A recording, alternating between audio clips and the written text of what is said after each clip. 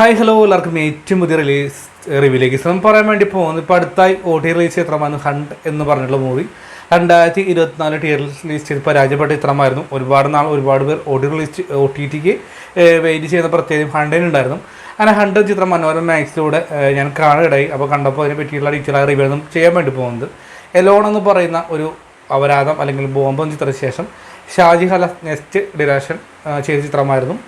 നമ്മുടെ ഹണ്ട് എന്ന് പറയുന്ന മൂവി ഫീൽഡൗട്ടായിട്ടുള്ള ഭാവനയെ പിടിച്ച് വീണ്ടും ഫീൽഡൗട്ട് അയക്കുന്ന പ്രത്യേകത ഉണ്ട്. അതുപോലെ തന്നെ ചന്തുനാഥ്, രഞ്ജി പണിക്കർ തുടങ്ങിയ പ്രധാനമായിട്ടും കാസ്റ്റിംഗ് ആയി വന്നിട്ടുള്ള നിഖിൽ ആനന്ദാണ് സ്ക്രിപ്റ്റ്.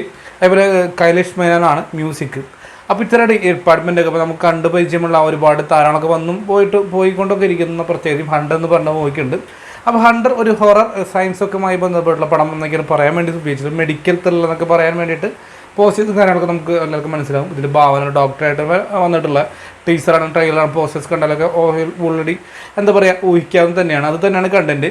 കാരണം ഇതിൻ്റെ സ്റ്റാർട്ടിങ് ഒക്കെ വളരെ ഇൻട്രസ്റ്റിംഗ് ആയി പോയി. അതായത് ഒരു വീപ്പയ്ക്കുള്ളിൽ നിന്നും ഒരു ബോഡി കിട്ടുന്നു, ഒരു മരിച്ച ആളെ നമ്മുടെ ഈ ടാറിനൊക്കെ ഉപയോഗിക്കുന്ന ഒരു വീപ്പക്കുറ്റി ഉണ്ടാവില്ലേ, അതിൻ്റെ ഇടയിലേക്ക് കോൺക്രീറ്റ് ചെയ്തിട്ടുള്ള ഇതിൽ നിന്നും ഒരു ബോഡി കിട്ടുന്നതാണ് മീൻപിടുത്തക്കാർക്ക്. അങ്ങനെ ആരായിരിക്കും മരിച്ച എല്ല് മാത്രമേ ഉണ്ടാവുള്ളൂ. അതിൻ്റെ വർഷങ്ങൾക്ക് മുമ്പ് തന്നെ മരിച്ച ആളെന്ന് കണ്ടെത്തുന്നു. അങ്ങനെ പിന്നീട് എന്തിനു വേണ്ടി കൊന്നൊക്കെ മുന്നോട്ട് പോകുന്നത്. അതിനുശേഷമുള്ള ഫുൾ അപരാധ കഥകളാണ് മുന്നോട്ട് പോകാൻ ശ്രമിച്ചിട്ടുള്ളത്.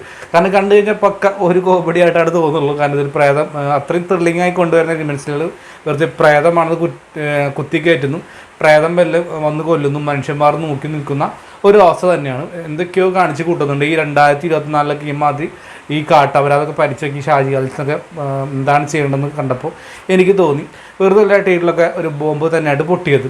കാരണം വെച്ച് കഴിഞ്ഞാൽ ഇതിൽ ഈ പ്രേതമാണ് തിരിച്ചതിന് ശേഷം ഫുൾ വിറ്റാണ്. ഇൻ്റർനെറ്റ് ഇമെയിൽ അയക്കുന്ന പ്രേതം, ഇമെയിൽ പാസ്വേഡ് പറഞ്ഞു കൊടുക്കുന്ന പ്രേതം, പുറത്തോട്ട് പോകുന്ന പ്രേതം, ആളെ കൊല്ലുന്ന പ്രേതം, ഡോറ് തുറക്കുന്ന പ്രേതം, ഫ്ലാഷ് ബാക്കിൽ കൊണ്ടുപോകുന്ന പ്രേതം, ഫുൾ പ്രേതത്തിൻ്റെ 5 കളി തന്നെയാണ്. പ്രേതമല്ല, ആത്മാവ്. ഇങ്ങനെ ആത്മാവ് ഉണ്ടെന്ന് പറയുന്നുണ്ട്. അതായത് ഇത് മെഡിക്കൽ കോളേജ് കാണിക്കുന്നു. പഴയൊരു മെഡിക്കൽ കോളേജ് ഉണ്ട് അവിടെ, ഹൊറർ ആയിട്ട് അല്ലെങ്കിൽ ഒരു റാഗിങ് കാണുന്നത്. ഈ മോർച്ചറിലെ ആൾക്കാരെ പിടിച്ച് തള്ളുക, ബോൾ ഒളിപ്പിച്ചിരിക്കുക പരിപാടിയും കാണാൻ മുന്നോട്ട് പോകുന്നത്. ടെന്നീസ് കളിക്കുന്ന പ്രേതം, ഇങ്ങനെ കുറേ കോമഡി ഒക്കെ ആയിട്ടാണ് പടം കൊണ്ടുവച്ചെത്തിയിരുന്നത്. കാരണം ഞാൻ പറഞ്ഞില്ല, സ്റ്റാർട്ടിങ്ങിൽ കണ്ടിട്ട് ഇൻട്രസ്റ്റിംഗ് ആയി തോന്നി.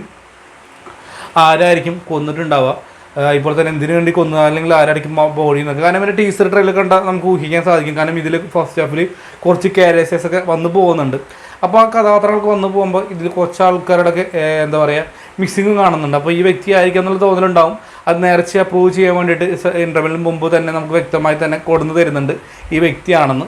ഇവരുടെ എന്തിനു പേരിലാണ് അല്ലെങ്കിൽ ആ വ്യക്തിയോട് കുറച്ചും കൂടി ഇമോഷണലായിട്ട് കാണിച്ചാൽ പ്രയത്നം സാധിക്കുന്നില്ല, അല്ല പ്രയത്നം നമുക്കും സാധിക്കുന്നില്ല. ആ പ്രയത്തിൻ്റെ സങ്കടങ്ങൾ നമ്മളിലേക്ക് എത്തിക്കാനും സാധിക്കുന്നില്ല.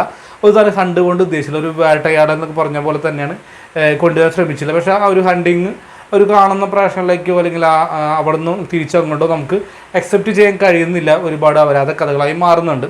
അപ്പോൾ തിരിച്ചടമിരിക്കുന്ന ഒരു പടുകുഴികൾ കാട്ടപരാധം എന്ന തലയ്ക്കാണെങ്കിൽ കണ്ടപ്പോൾ അങ്ങനെയാണ് തോന്നിയിട്ടുള്ളത്. വെറും വേസ്റ്റ് ടൈമായിട്ട്.